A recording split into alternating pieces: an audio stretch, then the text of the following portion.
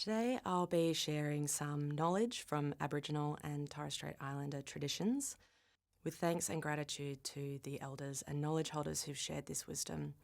It always was and always will be Aboriginal land. So what do you see when you look up at the night sky? When the sky is dark, we don't just see starlight. We see patterns, we see shapes and stories. For most of human history, the night sky was an ocean of stars, and cultures around the world created constellations from them and paired them with beautiful, rich narratives. One example is Orion in the Pleiades, known as the Seven Sisters. In ancient Greece, Orion is a young man or hunter, and the Pleiades are seven sisters. And here in Australia, many First Nation cultures tell a similar story. For the Kamilaroi, the Bire or the young men, pursue the Mire, the seven sisters. Across the globe, these two constellations appear frequently across many cultures.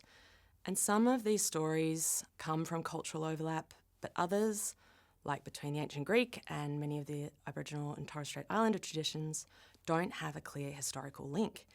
So how did so many humans arrive at similar shapes and stories? Perhaps instead of looking outward at human history, we can look inward at the human mind. So we all share an innate visual system, and it has a job to create stable, meaningful representations of the world around us. It also has preferences, which it uses to pattern the world. And these preferences help us make sense of the natural world. They keep us from walking into trees or off cliffs, but they can get it wrong sometimes, and that is why we might see a dog in the cloud or maybe a face on a bit of toast. And in the night sky, these preferences cause us to join nearby stars together. We match their brightness, we complete the missing boundaries, and we turn these scattered points into meaningful shapes. But why do we create such rich, complex narratives about the night sky and not about our bit of toast?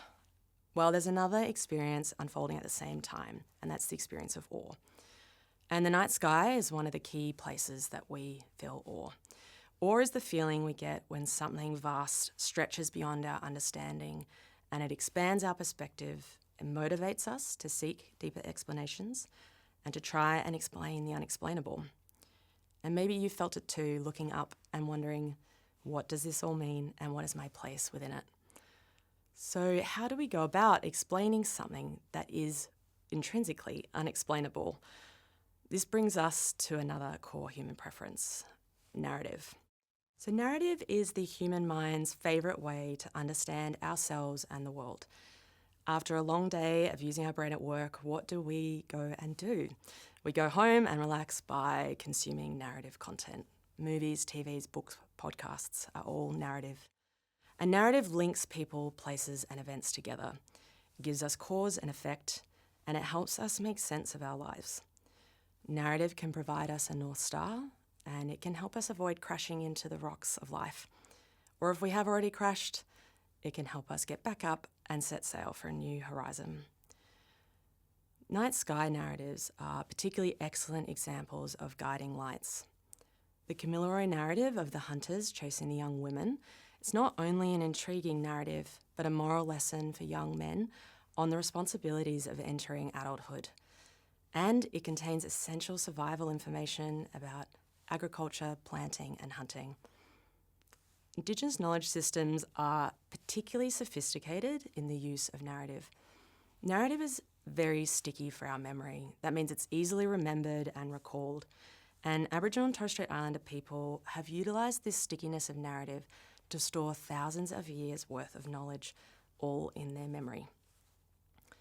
So when we combine visual perception or narrative and memory, we can start to understand how cultures across the world arrived at similar constellations, tied to meaningful stories, stored inside memory, and passed it on generation to generation. And to me, the thing that strikes me as underpinning all of this is our need for meaning. Our visual system turns starlight into meaningful shapes, or inspires us to explain the sky, and narrative gives us the framework to understand what we see and what it means to us. And together it tells me something important, that beneath all the possible variations in human lives across history, we all share a core desire to live a meaningful life. And to me, that is on its own awe-inspiring.